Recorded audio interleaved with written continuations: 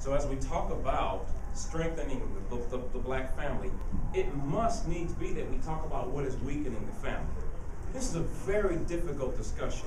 And many of you, and what's really kept quiet more often is many of us have experience with abortion. And that's why it's very difficult for us to have a conversation, because it's a secret that doesn't want to be told. We don't want to tell everyone. You think I want to stand here as somebody who is the Urban Outreach Director of Protecting Black Life? My job is to educate people about the pro-life the pro-life movement. Do you think I want to stand here and tell you when I was 20 years old I dropped my girlfriend off at the abortion mill? Do you think I want to share that with anybody?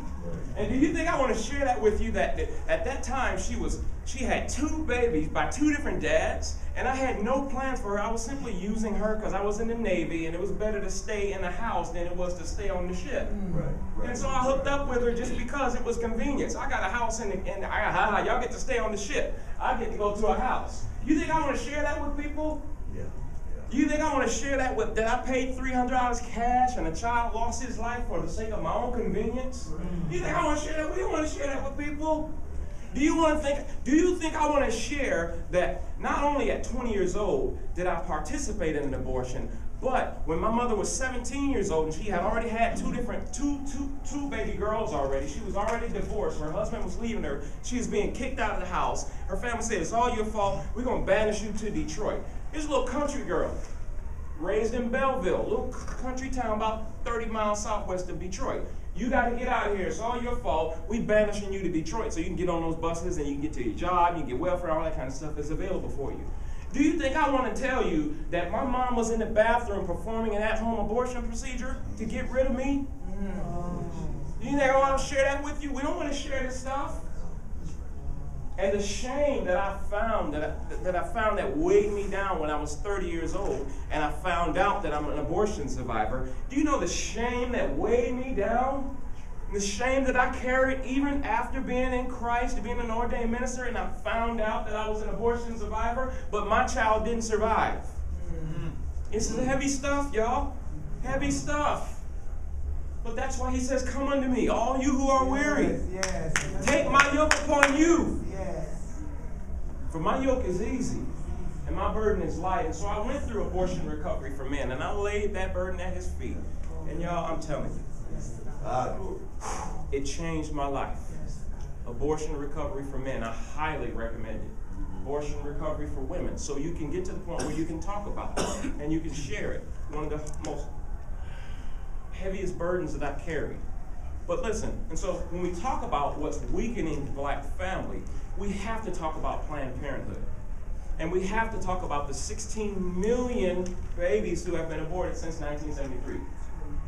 Thank you, 20 million. If you check out the Guttmacher Institution, they are the research arm of Planned Parenthood. They're doing their own research. The numbers that they report will stagger you. So we have to talk about what's weakening the black family. Now, here's what they deny. They deny that there is an effort to eliminate the black family, but my question is, why you all up in our piece like that? Right. If there's no effort to really target us, why are you so close to us? And this is things that they cannot deny. So what I'm going to share with you is a final look at what's weakening the black family, and then I'm going to talk to you very briefly about a solution it is already underway. It's happening right now. I'm a part of it. The coalition is a part of it, and it's going to revolutionize the black family. So here we go. So if you go to protectingblacklife.org and you click on resources, right at the 4th option, you'll see Planned Parenthood in that drop-down box. And so you click that drop-down box, you will see a map guide. Now, what this is research that we have put together using all of the data available that originally resulted from the 2010 census. The blue dots represent where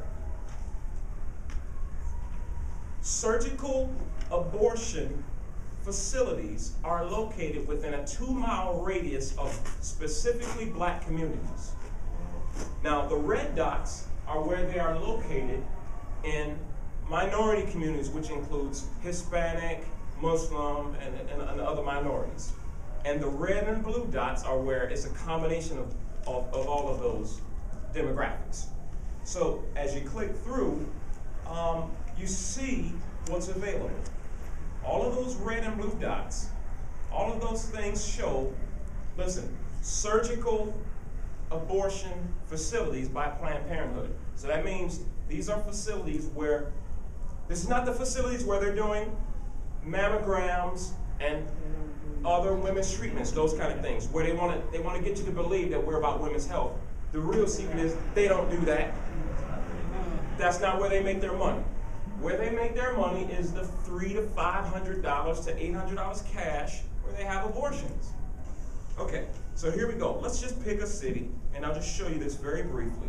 This is a wonderful tool at protectingblacklife.org. I'll click on Detroit because I'm from there. So here we go. Here's one that shows what's happening in Ann Arbor, Michigan. So there is an option for you to take a look, even down to the street level. So we'll actually show you the front door of the Planned Parenthood facility. Now notice this circle. This is a description of within a 2-mile radius, those communities that are in walking distance of the yellow dot that is the Planned Parenthood surgical abortion facility. Within a 2-mile radius, that's walking distance. Now, you're not telling me ain't gonna get me, you can tell me, but I'm just saying, I'm gonna call you a liar if you tell me that this isn't unintentional. Okay, so here we go. Within a 2-mile walking distance, you see all the blue. That's just the African American, this is from, as a matter of fact, this is from the census tracts with relatively high African American populations. Do you see how much blue is in that circle? That's just within 2 miles. Now this is Ann Arbor. Anybody from Detroit or in the Ann Arbor, Detroit area? Listen, it's like New York. You don't need a car. The bus system will get you any and everywhere you need to go. So this is just within 2 miles. So if somebody wanted to walk, they could do it without breaking a sweat, let alone catching a bus or a cab. So here are all of these, and I encourage you to go through the site and check it out for yourself. And I will see if I can do this and show you what happens. So you zoom in, and there's this little yellow guy right over here in the bottom right corner. So you take the little yellow guy and you click on him and you drag him, okay? Let's see if I can do this here. There we go. Okay. No, I didn't do it right. That wasn't it. Let me go back. It's kind of difficult with this iPad. I need a mouse. Yeah, okay, so because I want you to see how this works. Here we go. So let me click him, drag him, and I'm gonna drag him right on top of that blue circle, okay?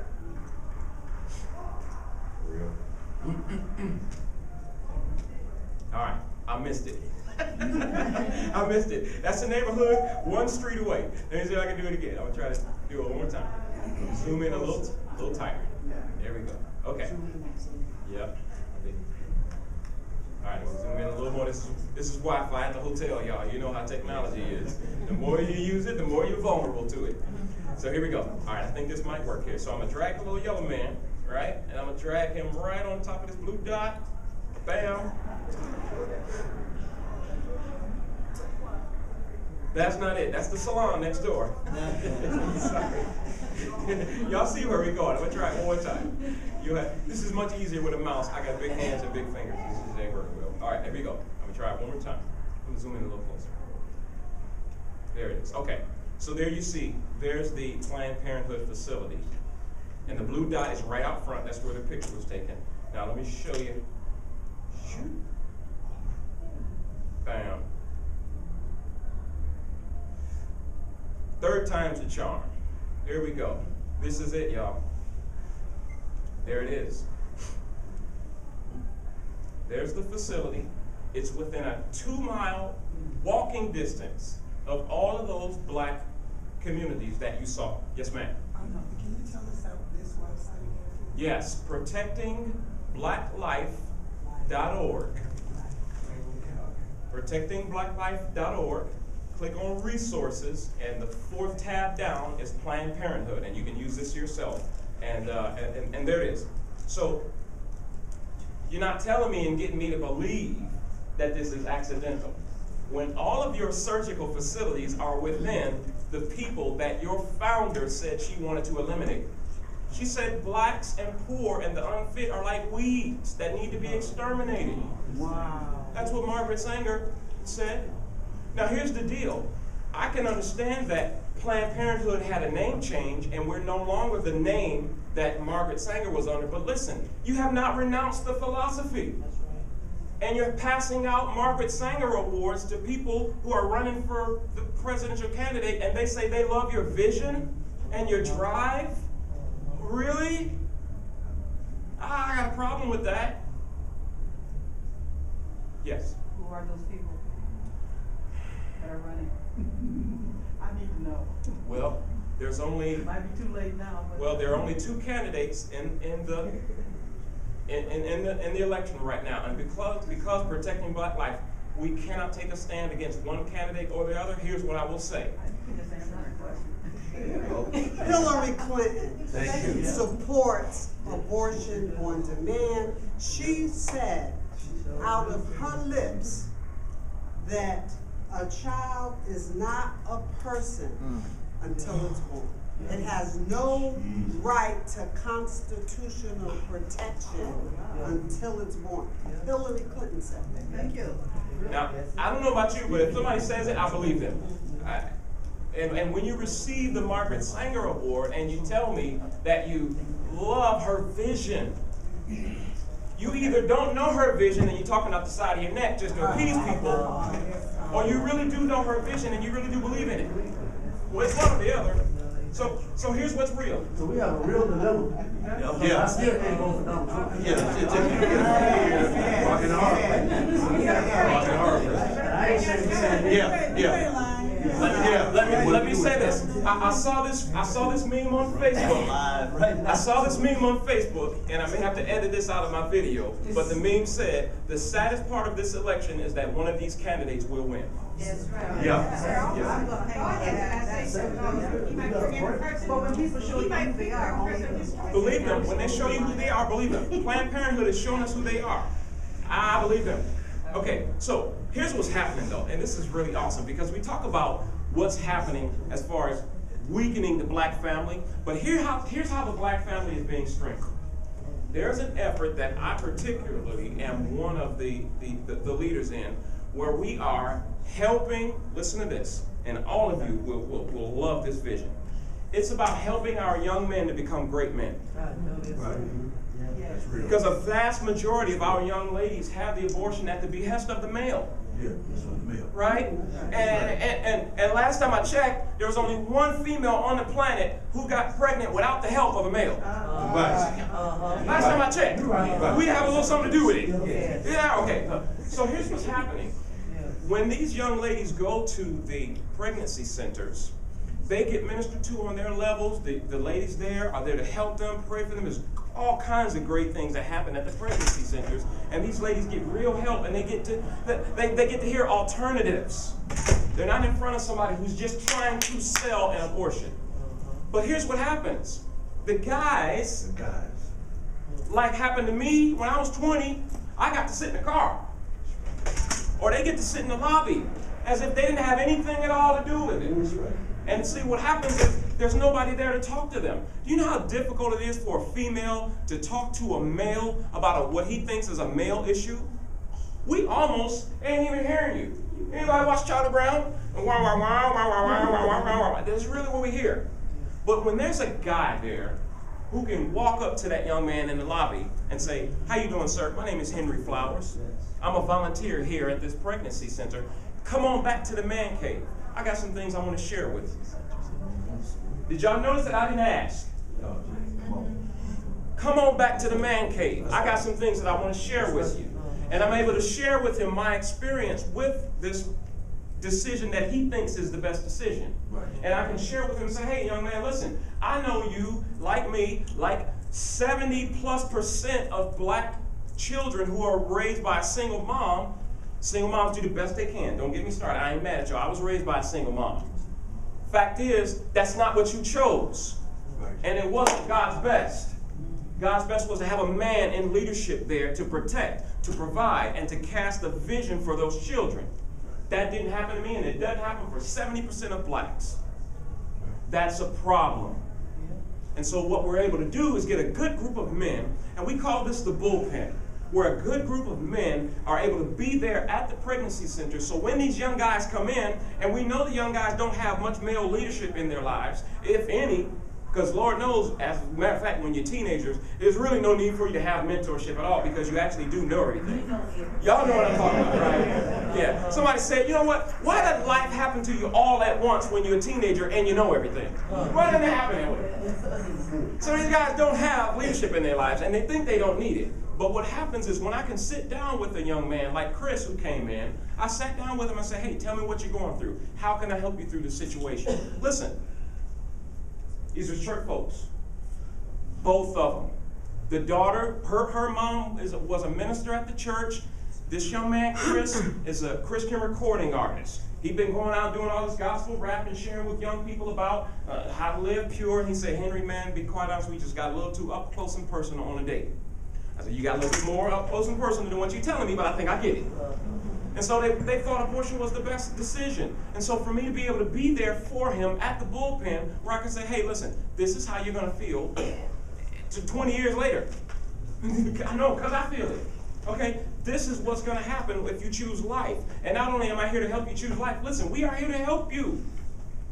It's not true that people pro-lifers just want you to have the baby and they don't care about you afterwards. It's not true. Have you been to a pregnancy center lately? Have you seen the shelves full of diapers and wipes and clothes? Have you seen the brand new strollers sitting in the storage rooms waiting to be given to people? All you got to do is watch a video, a parenting video. All the young man has to do is watch how to be a good dad video. All he has to do is call me once or twice a month and me check off that he's talked to me 30 minutes, 2 phone calls, and guess what you get? You get a brand new stroller. And I'm able to be a mentor to this guy. And listen, I was able to grab hold of this couple, and not only were they able to choose life that day, because I grabbed him by the scruff of his neck. He was smaller than me, so I was feeling myself. I grabbed him by the scruff of his neck, and I took him to the ultrasound room, and I showed him the ultrasound. He said, Henry, when I saw the ultrasound, I saw my child. Seeing is believing. I just showed you what Planned Parenthood is doing. Seeing is believing. When they see the ultrasound, they see their child. They don't want you to see that. They don't want you to see that. So I won't get in that because I don't have time. I got to close. Listen. So this is what's available. And so not only were they able to choose life that day, but I was able to mentor that young man. We've been mentoring together for the past 6 years now. And I've been able to help him with his career. As an ordained minister, I was able to do their marriage counseling. Okay, I wasn't able to be there at the wedding, but he and I, Chris, have shared the stage where we cast the vision for the bullpen to church leaders.